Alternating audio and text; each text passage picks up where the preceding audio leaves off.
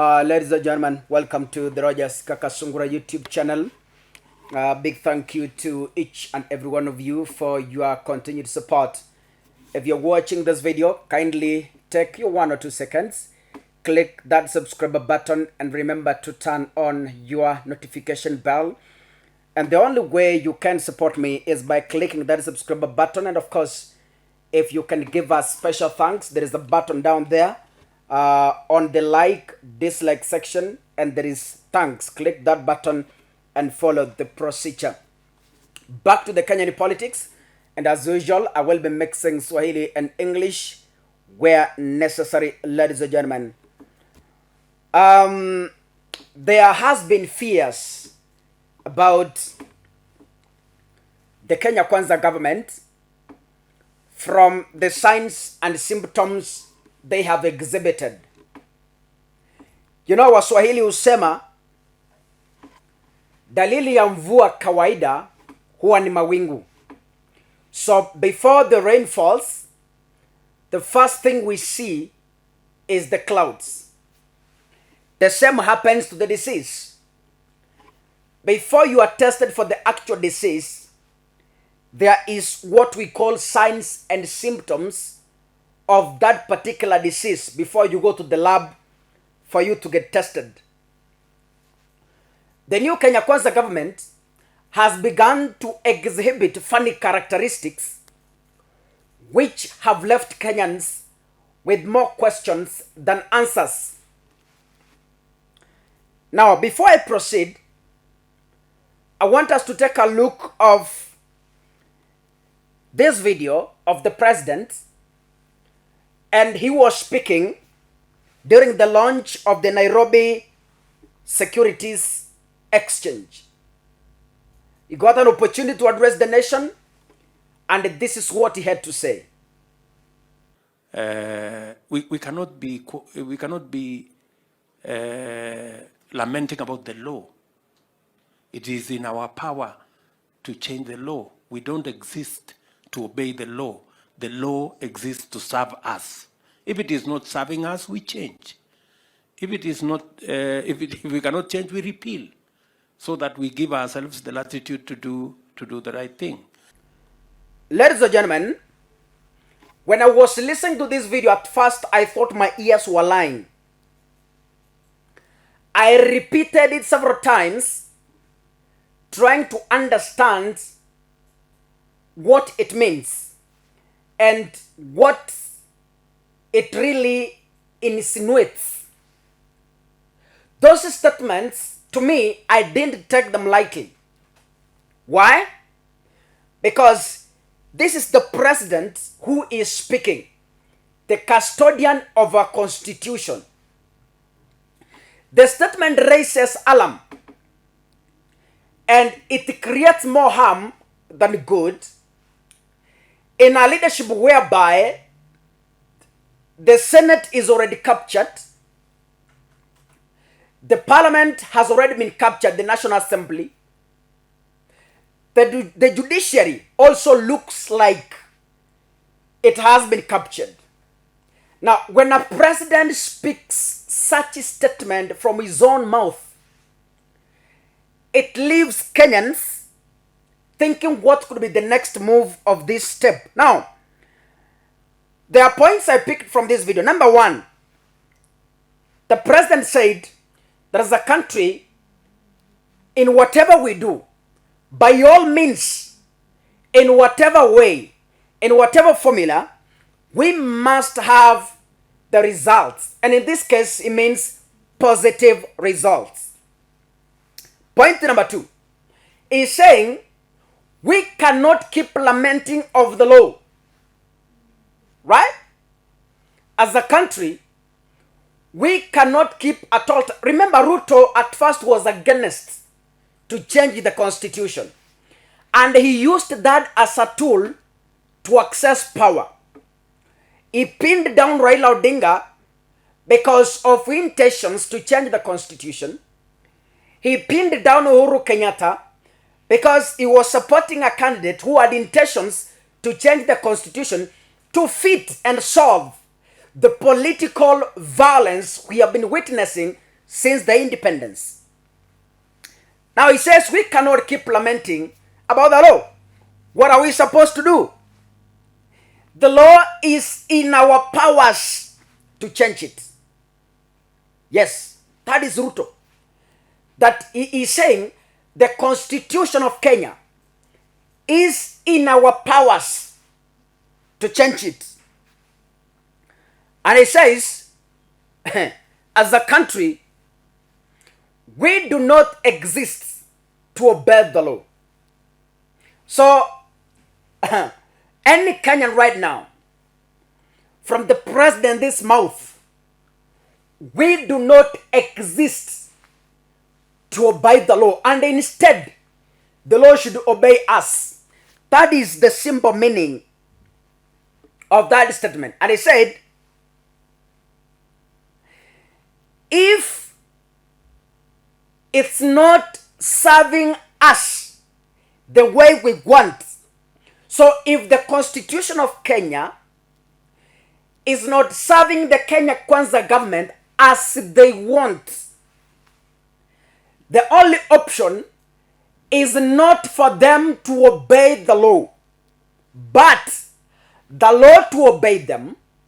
And the only way to make the law to obey them is by, number one, changing it. Changing it is very simple. They have the majority in the National Assembly. They have the majority in the Senate. There's nothing left. It's just a click of one button. The Constitution is changed.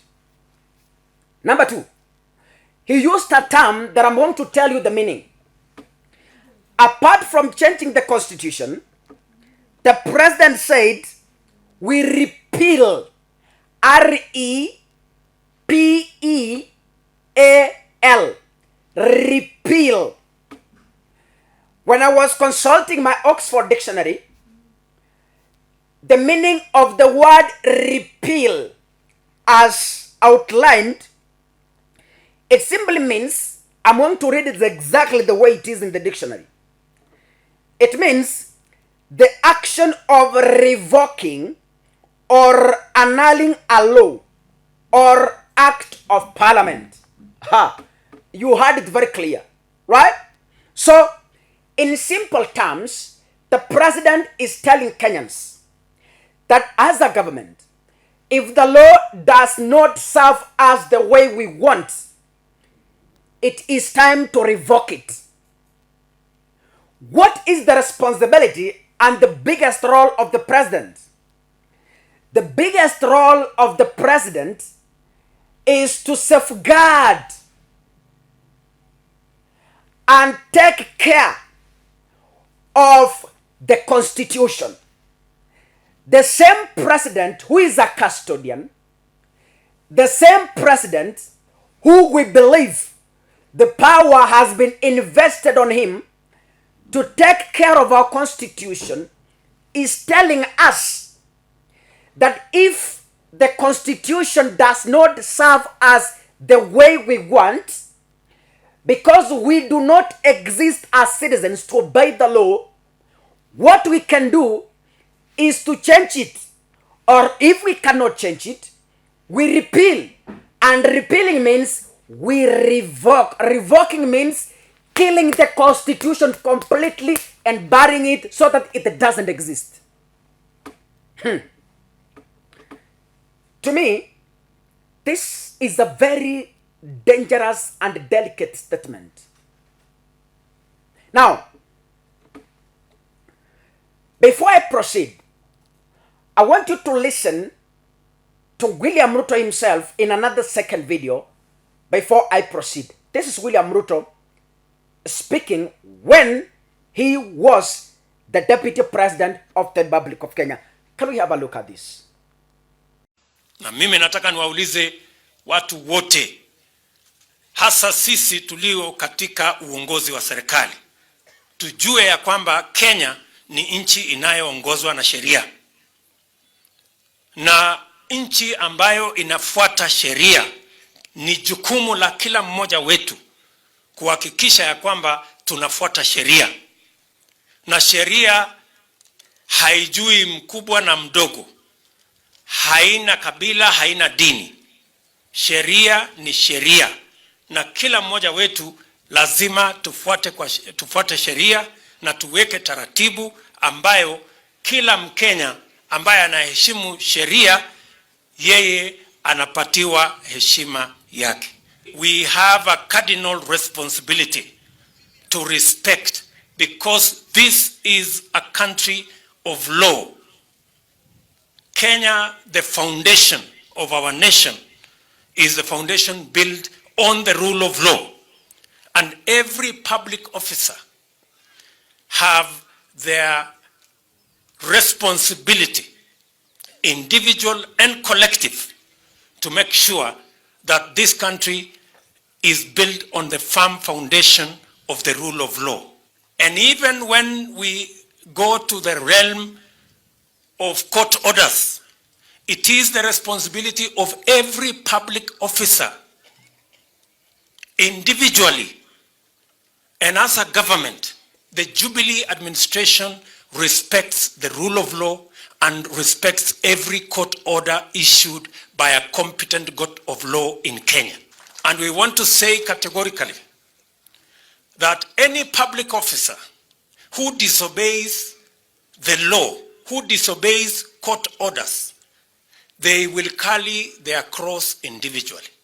They will be held personally responsible for violating the law or violating any court order. The slide to anarchy and impunity will begin the day we don't respect the rule of law and we don't respect court orders in our country. Every citizen, every public officer, we have a duty as citizens of this nation to ensure that the foundation of the rule of law is not sabotaged by anybody in any manner, anywhere. Na tunataka tuhakikishe ya kwamba nchi yetu ya Kenya inaendelea kuwa ni taifa ambayo inaheshimu haki ya kila mtu na kuheshimu sheria katika taifa letu la Kenya, na kuhakikisha ya kwamba vitengo vyote vya serikali, ya judiciary, ya executive, ya legislature, kuna heshima na kuna kila kitengo inapatiwa nafasi ya kutekeleza wajibu waliopatiwa na katiba ya Kenya. Vile walienda kupanga Kisii, hiyo ni sawa. Hiyo ya Kisii wameenda kupanga mambo ya ODM, vile wanajipanga mambo ya 2022. Ile mimi nawauliza, hiyo mlifanya Kisii ni mzuri. Mupange lineup yenu ya ODM ya 2022. Lakini muwachane na mambo mawili. Jambo la kwanza, wachana na pesa za umma. Ladies and gentlemen, he has precisely, clearly, and simple terms spoken. When he was the deputy president, he said categorically that no one, absolutely no one in Kenya is above the law.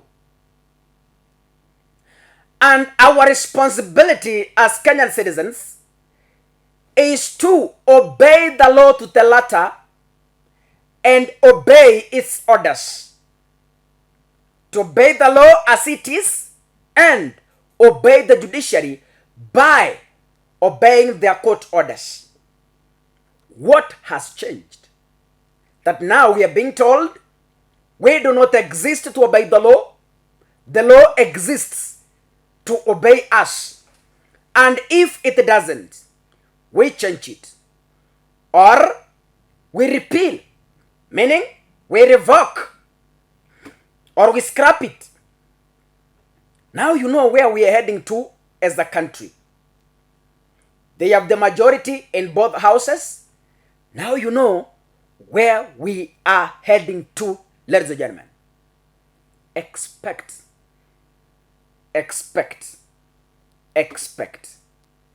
Ladies and gentlemen, thank you for watching. Keep subscribing and keep watching. In simple terms, God bless you. Asanteni sana.